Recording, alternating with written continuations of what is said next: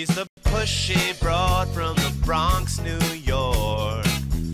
Follow her voice, a straight dog is nice. She's the pushy broad from the Bronx, oh yeah. Don't be surprised if you wanna listen twice. Make decisions, find the right choice. Know yourself better, find your own voice. It's okay if you need help today, cause everybody needs a little push. From the pushy broad from the Bronx, New York. Happy New Year. Welcome, Transformation Talk Network listeners. My name is Ellen Stewart, and I am the Pushy Broad from the Bronx. Welcome to my show, Recovery Recharged, where I share advice and support from experts in addiction and recovery. And today's show, I am going to share my advice and support for all of you out there that may be suffering with addiction or celebrating recovery. I get questions all the time, not only from my clients, but from people sending me emails and writing things to me, asking me questions about coaching and asking me questions about what it's like to be coached by the Pushy Broad from the Bronx. So, in today's episode, the beginning of the year in 2025, I am going to give you an insight as to what it's like to be coached by the Pushy Broad from the Bronx and show you the differences between coaching and therapy. And I'm going to answer important questions that you have sent me about addiction and recovery that bridge all walks of life, from personal problems to relationship problems to how you can help your loved ones suffering from this. If you have a question this morning, I will answer them live on the air, in addition to the questions that have been sent to me by email. So if you want to pick up the phone, it is 800-930-2819. Ask the Pushy Broad, and I will answer your questions today on the air for the next 30 minutes. That's 800-930-2819. So let's start from the beginning. People want to know a lot of different things about recovery and early recovery. So my producer, Jessica, this morning is going to start giving me a list of those questions so we can answer them one at a time. Jessica, what do you have for me? Sure, absolutely. The first question is, how do I deal with cravings in early recovery? That's a really good question. I can tell you some very positive things. Understand this. I have 39 years clean and sober. I still get cravings. If you have one day clean and sober, or if you have 39 years in recovery, you're still going to get cravings. This is the important thing to understand. I need you to acknowledge the craving. I tell all of my clients that you have to start this inner dialogue. You have to say to yourself, okay, here comes my craving. And then we know, science tells us that a craving will last anywhere from 3 to 5 minutes in its intensity. That means you're going to think, I want it, I want it, I want it. But I need you to understand it's for a very short time. So in that time span that the craving is here and you feel like you can't get over it, the first thing I need you to do is distract yourself. Do anything else. Read a book, go outside, watch television, take a drive, call a friend, call the Pushy Broad, your coach. Cravings are something that can be managed from craving to craving. You have to distract yourself. It's impossible to think of two things simultaneously. So if you understand that cravings are only 3 to 5 minutes, then distract yourself for the next 3 to 5 minutes. Trust me, it works. It works for the Pushy Broad. It works for my clients. It will work for you too. Next question, Jessica. Okay, I think this is a good follow-up question to that. What should I do if I relapse? That's a great question. Everybody thinks that relapse is part of recovery. The Pushy Broad is not a fan of saying that. I don't believe that relapse is necessary to be a part of recovery. However, this is the first thing I need you to know. If you relapse, you do not lose your recovery, meaning you do not lose all the things that you have learned about recovery. All of the things that keep you clean and sober didn't just all of a sudden go out of your head. Those lessons are still learned. You may have lost your clean date, but you didn't lose your recovery. You have to understand that there is a big difference between relapse and a slip. A slip is something that happens at a random situation. You go to a party and there's alcohol around, or somebody's passing a joint, and you decide, okay, I'm going to do it this one time. And then the next day you open your eyes and you get some support, and you go to your coach, or you go to a meeting, or you decide you're going to stay clean and sober. So what you experienced was a slip, not a full-blown relapse. And that's okay, because you know how to get back on track. A relapse is where you take yourself out for days or weeks or months, and then understand it means that you need more help. Not that you're a failure, not that you have failed at something, but you don't yet quite understand how wonderful it is to be in recovery. And we'll talk a little bit about that later. So don't beat yourself up. Shame and guilt are wasted emotions. Get back there and say, I have relapsed. I haven't lost all the things I've learned about recovery, and I'm going to get back on track. And one of those ways is to get the Pushy Broad as your coach. So go to my website, ellen@pushybroadfromthebronx.com or pushybroadfromthebronx.com. Sign up for a 30-minute free session, and let me see if I can help you. Jessica, next question. How can I rebuild my relationships after my recovery process has begun? I love that question. That's really fantastic. Everybody decides that they're going to work on themselves in the recovery process. This is a very personal thing, right? We all want ourselves to get better, but we're so worried about losing our relationships in the process. And you know what? Maybe some of us do lose our relationships in the process. But if you decide that you want to rebuild your relationship, you have to understand that that means first rebuilding you and being honest in that approach, and being honest in the fact that you are vulnerable, that you know that this is a one day at a time situation. You know, many of us are in 12-step recovery, but many of us are not.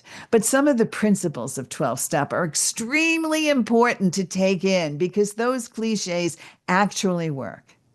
Like mindfulness. Mindfulness means that wherever my feet are, that's where my brain has to be, which means I am living in the here and now, right here, right now. Which means any relationship that I take on, I have to focus on in the present. I have to talk and communicate in the present. I have to try to the best of my ability to be kind and generous and considerate, and understand that it's going to take a long time to rebuild. But one day at a time, clean and sober is always the best way to go. Jessica, next question. How do I avoid situations that might lead to a relapse? Especially in early recovery, I tell every one of my clients to pre-plan for everything that's happening to you. You go out to a party. You're in college. You're going out to a situation where people are going to be drinking and drugging, and you're in early recovery. I need you to do a couple of things. Number one, decline the invitation. That's my first preference, okay? The Pushy Broad will tell you, do not put yourself in the line of fire. Why would you do that? But if you think that you can't, I get that too. So the second plan of attack is to find a sober buddy. Don't go by yourself. Go with somebody else. The more the merrier, that understands that clean and sober is part of the experience. That's number two. Number three, have an exit strategy. Tell yourself you'll go for an hour or two, and you and that buddy will leave. Or you turn around and tell your friends, you know what? I'm going into a situation. I'm only going to be here for an hour or two, and then I'm going. So take your own car and get out of there.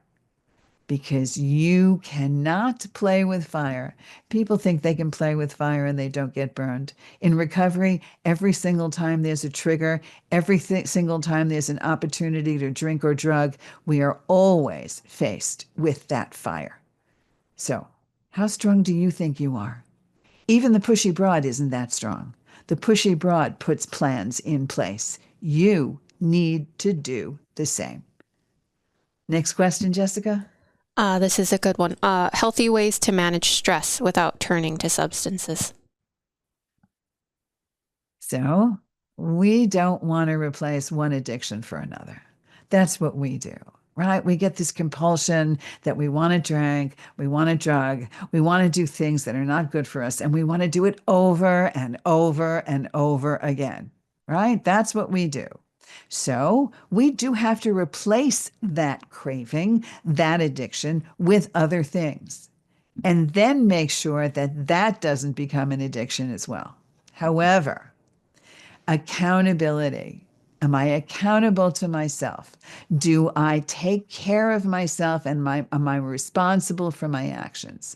Structure. Do I have structure in my day? Do I do the things I need to do to make my life a situation that I enjoy living in? And balance. Can I balance my life? Do I have the certain amount of work? Do I have a certain amount of play? Do I have a certain amount of mind, body, and spirit healing? Things like exercise in my day, eating the right things, nutrition, meditation, deep breathing, pursuing a hobby, pursuing my relationships, seeking support. All of those things outside of my cravings is what I have to pursue in life, living my life that is not ruled by my addiction. There are a plethora of things for us to do, one step at a time. Come to the Pushy Broad. Pushy Broad from thebronx.com. I'm giving free consultations in 2025 for 30 minutes.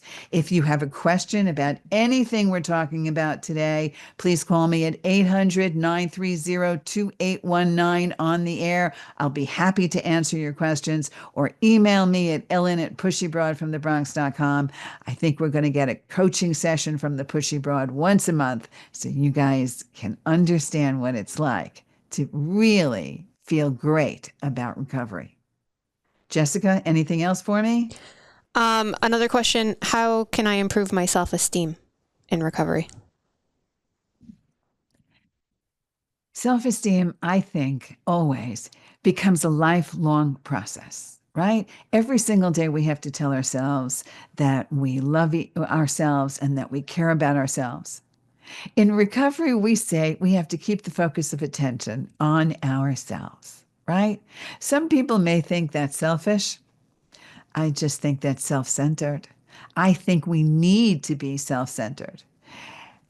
You know, in recovery, we talk about putting our oxygen mask on first before, right? In the aircraft, the flight attendant says, put your oxygen mask on first before you help the people next to you, before you help your children, before you help your spouse. Why is that? Because if you didn't, you would not be here.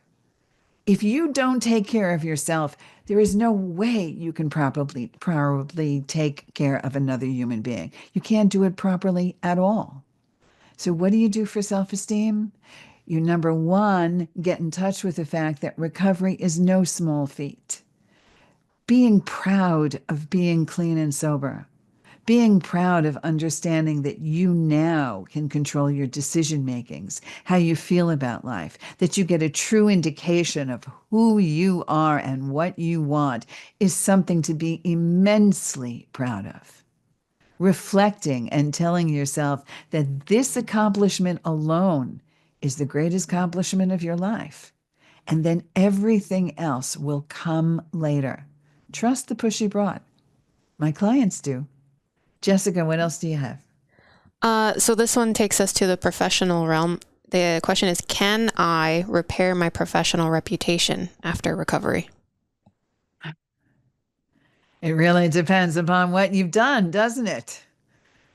There is a possibility that the steps that you walked before you got to recovery were fraught with all kinds of things that put you in a dark place. And there's nothing we can do about our past. We can acknowledge it, but we may not be able to repair it. We may not. Some things have to start with a clean slate. And that means proving that you are clean and sober. When we talk about repairing relationships, we always talk about one big word here, don't we? Trust. That's what it's all about. Number one, trust. I am sure that if you're in early recovery, the people around you are saying, how do I know I can trust you? I don't trust you anymore. Everything you said was a lie. How do I know this time it's going to be the truth? Yeah, I'm talking to you. You know what I mean. So the Pushy Broad says 2 words, 3 words. Trust is earned. It's earned.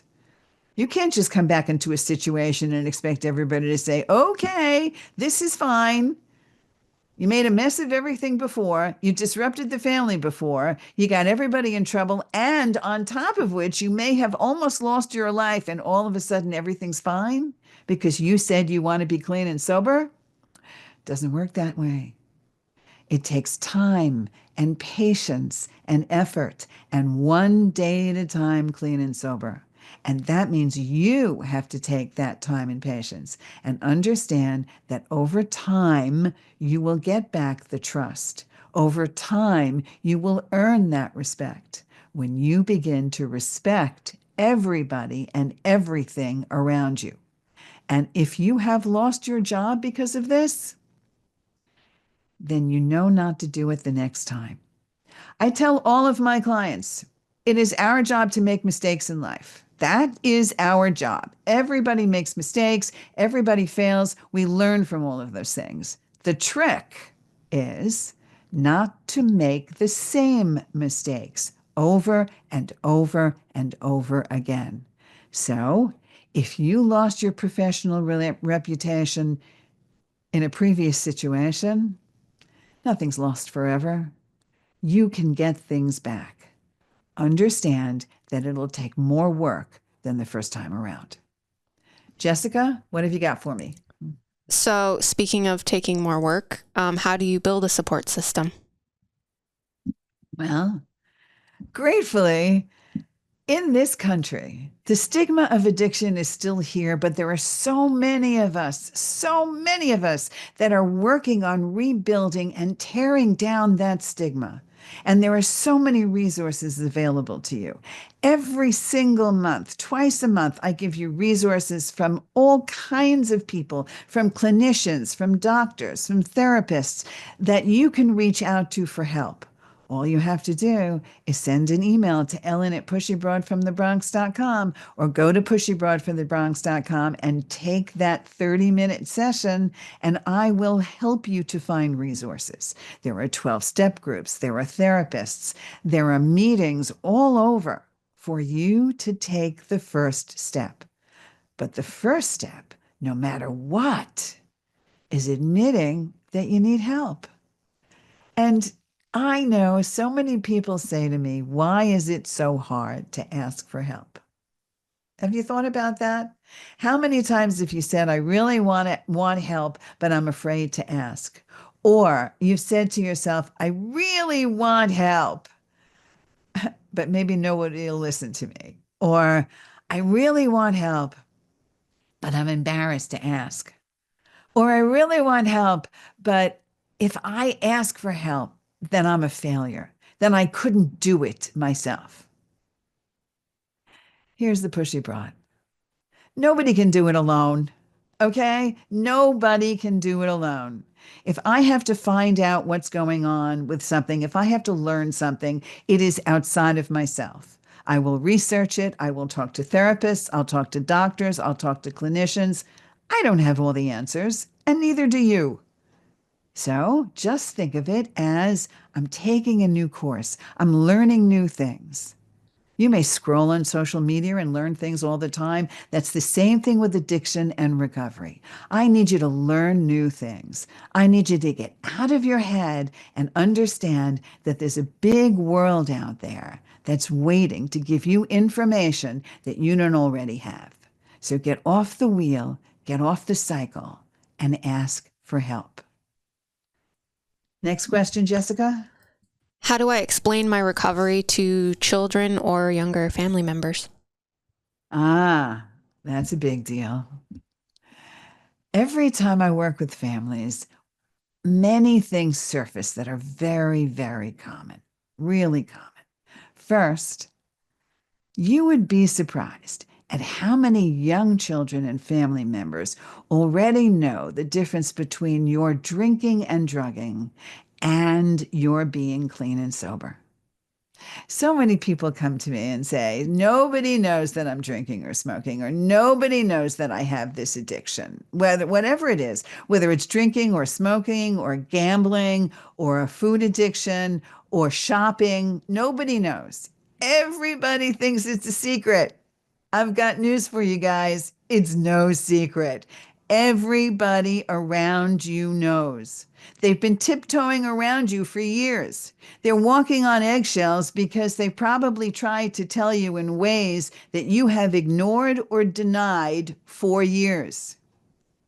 So, if you're now telling people that you're no longer drinking or drugging, most of your friends, including your family, are celebrating that. And the people that aren't celebrating that are the people that have problems drinking and drugging. Besides, when I walk into a room or if I talk about my recovery, I never say the words I'm an addict or an alcoholic. I just never go there. I go with the words, I am in recovery, because that's where I am, even if it's one day clean and sober. So, what you think is a shameful thing is a positive thing, is a celebrated thing. And the more you embrace the fact that you're doing something for your health, for your life, for your community, for the world around you, for your children, for your husband or wife or your partner, you will understand and wear that recovery badge proudly, not in shame or guilt, but in accomplishment. What else have we got, Jessica? What if my partner doesn't support my recovery? Ah, there we go. If my partner doesn't support my recovery, the Pushy Broad says, bye bye, partner. That's what happens. If your partner doesn't support your recovery, no matter what, as far as I'm concerned, it's a life and death situation. If you can stay clean and sober no matter what, that's great. But when you're faced with a partner that doesn't support it, first of all, I'd like to know why and work with that partner. And second of all, that is not someone that you share a core value with. So I need you to take a good hard look at why that's the case and maybe try to find somebody that thinks like you and supports you in your recovery. Jessica, we have time for maybe two more. This is a good one. How can I stay motivated during early stages of recovery?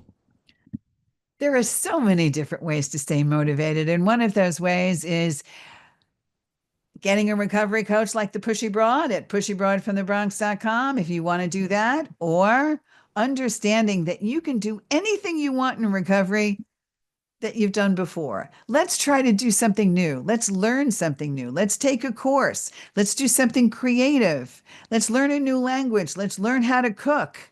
Let's go to a support group. Let's do things in sobriety. Go to sober events. Learn how to have a good time without drinking or drugging. All the things you did before without a joint or a bottle of beer in your hand. People think it's so much different. That part of life is no different. But how you feel in your head, being clean and sober, is vastly different. Be prepared to see life in a whole new way. Trust me, sobriety works. It's really cool. Jessica, one more. Do you also work with family members of someone who is either in recovery or needs to be? Without a doubt. Every single family member that needs help, every single family member that's navigating what it's like if someone's come out into early recovery, every single family member that needs answers, I will work with all of you. PushyBroadFromTheBronx.com.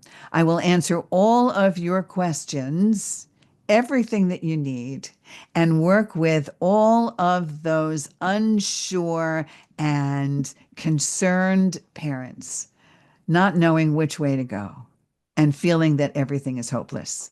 There is always hope. As long as they're alive, there is always hope. So bring me your questions, send me your stuff, and call me at 800-889-1757. I'll answer your questions. I'm the Pushy Broad from the Bronx. Thank you so much. Celebrate recovery, celebrate 2025, and I will see you next time. This is Ellen Stewart, the Pushy Broad from the Bronx, saying thanks for listening, and remember, everybody needs a little push. From the Pushy Broad from the Bronx, New